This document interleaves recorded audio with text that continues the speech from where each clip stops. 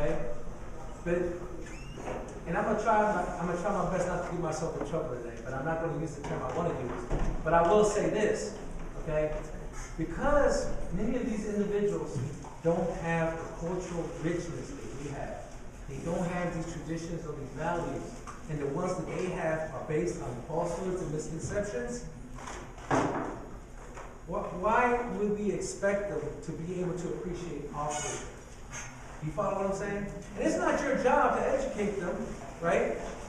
It should be the school system, right? But as history dictates it, the way American children, all of us, are educated, it's pretty backwards if you think about it, right? Unless you go into a school that specializes in the curriculums or what have you, right? No, not through the public school system. There are schools that do a good job of talking about African American history, Latin American history, African history, but it doesn't get to the extent that it really helps you to understand who you are. So think about it. The majority of these individuals, these students, have grown up in these environments, not just in the classroom, but at home. These are learned behaviors. So understand that, you may be like, oh man, well, John, man, he's just so evil, he's so mean. But if you ever go to John John's house and meet his parents, you'll understand why John acts the way that he acts. You know what I'm saying? It's learned behavior. Okay? So how do we deal with it? I'll say this much. In my 18-year healing process, okay, because my work is a healing process for me. That's what it is. Okay? In my 18-year healing process, I've been a student of nonviolence, and I practice methods of peace. Okay? And in order to do that, I do a number of different spiritual things and cultural things to build up my ability to live a lifestyle like that. Okay? I can't control if John is going to break bad at me, but I can't control how I'm going to respond to John picking on me. You follow what I'm saying? Now let's take it beyond John. Let's take it to another level. Police officer, a teacher, anybody who's in a position of power who may come at us in the wrong way, right? So I say these things to you because these are the things that I talk to my children about every day. Understanding who you are, where you came from, the richness of our cultures, the traditions and the values. And where do we get those from? Parents, and who else? How many of you had the luxury of having your elders or your extended family at home? Your grandparents. Yeah. Right? Ever notice how much easier it is for us to connect with them than our parents? Yes. There's so much more mild-mannered. They done been through hell and back, and now they're just trying to enjoy life, right? They're just trying to enjoy life, so they know you might be sneaking out, or you might be hanging out with that little young man that your parents ain't happy you hanging out with. But they understand what you're going through, right? And so that's what I'm talking about. Connecting with your extended family to understand who you are. And never lose sight of that. I know that I don't want to take away the storm from the panel that's going out tomorrow, right? But never forget that. And again, I'm not saying that you or we or me or I or anybody is any better. But never forget the cultural richness and the strength and power to our traditions and to the value systems that you got from your parents, from your grandparents, and your great-grandparents, and from your elders, and ancestors. Because those are the tools that will help you overcome a lot of this nonsense. Because the next time somebody tells you, well, you African this, or you Haitian that, or whatever, that's their issue. That's not your issue. You know where you come from. You know what comes with it. But you also now understand that, this is what Mr. Cardona was talking about. See, it's not that they got it out for me personally. It's just that, sad to say, they have come to the reality that what they've been brought up to believe in is nothing more than mere lies and misconceptions, okay, and false truths. And because I am proud of who I am, and I'm honored by that, the only way they can feel better about themselves is by making me feel bad about who I am, and how I talk, and how I dress, and how I advance. And never let anybody take that away from you. Never, ever let anybody destroy your hood. Don't let nobody take that with you, because that's all we have. You know, that at the end of the day, our dignity is all we have. So what I wanted to do real quickly is open it up for some questions and dialogue around the issues of bullying and violence and whatnot. I would like to hear from the young people, even if you've had experiences that have worked well for you, so that you can share with your other peers here at this conference today. So, young lady. I have a friend who's getting bullied a lot, but then she says it's okay and she doesn't mind. And I feel bad. I don't know how to step in, and I feel like I don't want to cross that boundary and like get to a person's life. But then I see her getting hurt this way. Right. Like how should I deal with that? Well, you know what you talked about is a very dangerous thing, because what you're not talking about is someone who was a victim who's now become conditioned and has gotten accustomed to it.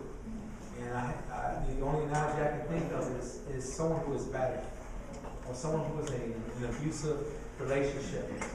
Okay? And so what happens is, as a matter of time, their only coping mechanism becomes to, hey, I'm gonna just suck this up.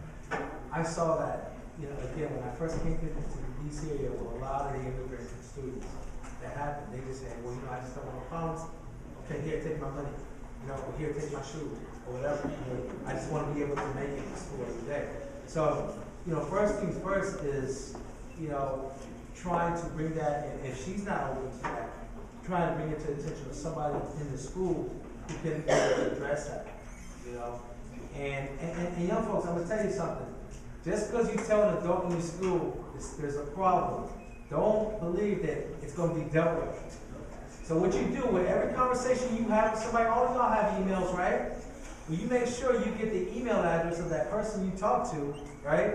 And you follow up after that conversation with an email, okay? And what you, and you know, and I know I'm gonna get myself in a lot of trouble now. What you also do is, y'all know what a courtesy copy is, right? So you do a nice little courtesy copy email to the administrator at that school, and if you know who the head of security is in that school, you add him on there as well. And why do you do that? You do that not to get them into trouble, but you do that in case something else happens and someone has the audacity to say, well, no one told me about this. Or no one has this conversation with me about this. You know? But again, with your peer, I think that's part of it. Even talking to the family is one thing to an extent. And I know this is hard, because then it puts you in a position where, like, oh wow, she violated the trust of our friendship now. She's gone to my family. But look at it like this. What I've learned is, and again, I'm somebody who was exposed to abuse at a very early age in my life, okay? If you become accustomed to it and you cope by accepting it, you will go on your entire life tolerating abuse and oppression from others. Whether it be in relationships, whether it be in the workforce, or whether it be anywhere else in general. You know? So as a friend, I think that's sort of the decision you have to make. Maybe one more conversation with her about that, and just, you know, explain to her, look, you're my girl, I really care about you, I'm concerned about where you know, how things are right now for you. You know, I really don't believe you're dealing with this in the best way possible, and I'm willing to help you out with this. Maybe we can go talk to somebody that can help you go through this whole process. You know, because sometimes you'd be surprised. Individuals that are in those situations, they're waiting for somebody to just say that to them. They know that they're in a bad position. Sometimes they're so overwhelmed and they feel like, man, there's nothing I can do by myself. But to have the support of somebody that comes forward and says, hey, you know, I got your back in any way possible, that changes things. I mean, after all, when we were in elementary school, how many of y'all remember when one particular group of kids was out to get you? What would we do? We go look for our reinforcements, right? And we had our reinforcements. You're like, cool. You know, it was like, it's always like the whole schoolyard fight thing, right? If it's one kid against the other one, no one's saying nothing. But let the rest of the kids, especially your boys or your girls, be there. You're gonna talk more smack, right? That's how it is. That's just how it is, right? So I hope I answered your question. Thank you. Yeah. Any other questions? Disagreements? Young lady. What made you change your beliefs? You heard of School of Hard Knocks, right? You heard of School of Hard Knocks?